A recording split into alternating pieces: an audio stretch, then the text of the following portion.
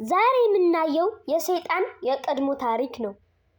ሰይጣን እንደ አሁን ስሙ ሰይጣን አይደለም የነበረው፣ ስሙ ሳጥናኤል ነበር። እናም ሊቀ መላእክት ተደርጎ ተፈጥሮ ነበር። ግን ደግሞ ሰይጣን ሊቀ መላእክት የተደረገበት ምክንያት በጣም ግዙፍና በጣም ማዕረግ ያለው አድርጎ እግዚአብሔር ስለፈጠረው ነበር።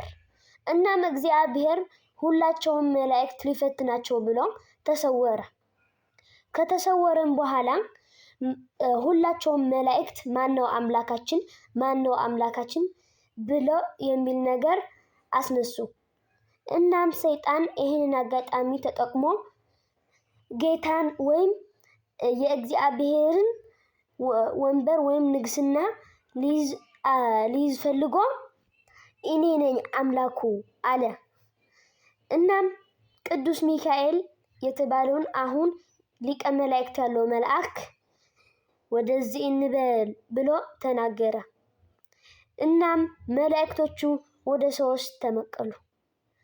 እርሳቸውም አንዱ ቡድን የነ ቅዱስ ሚካኤል ሲሆን እግዚአብሔርን ያመነ ማለት ነው።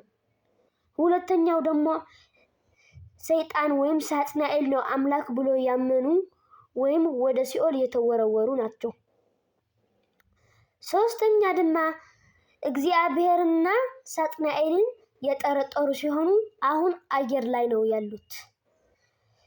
አንዳንድ ጊዜም የሰው ልጅ ጸሎት ወደ እግዚአብሔር እንዳይሄድ ብለው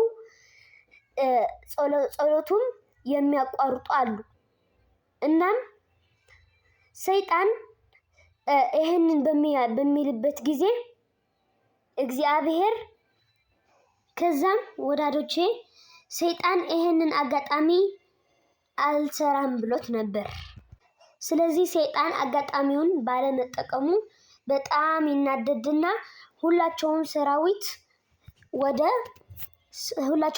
ሁሉም ነገር ወደ ውጊያ ሊያድርገው ወሰነ። ከዛም የኢየሱስ ክርስቶስ ወዳጆች የሆኑ ቅዱስ ሚካኤል እና ከዛ ከቅዱስ ሚካኤል ጋር የሆኑ መላእክት ሆነው እና የሰይጣን ቡድን ሆነው ሊዋጉ ከዛም ሲዋጉ ሰይጣንና ቅዱስ ሚካኤል ተገናኝተው ፊልሚያቸው ጀመረ። ሰይጣን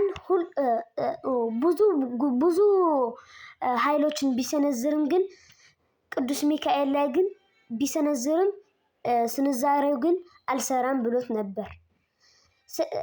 ቅዱስ ሚካኤል ደግሞ ይሄንን አጋጣሚ ተጠቅሞ ሰይጣንን ወደ ገደል ወርውሮት ሰይጣን ደግሞ በአንድ ግድግዳ ተደግፎ እንዳይወድቅ ብሎ ቅዱስ ሚካኤልን ሊያሳምነው ሞከረ። ግን ቅዱስ ሚካኤል አላምንም ብሎት ያ ግድግዳን ሰብሮ ሰይጣንን ከሰማይ አወረደው ይባላል ማለት ነው። እናም ወዳጆቼ ለዚህ ቻናል አዲስ የሆናችሁ ሰብስክራይብ፣ ለዚህ ቻናል አዲስ ያልሆናችሁ ደግሞ ሁልጊዜ ተከታታይ እንድትሆኑ እንጋብዛለን።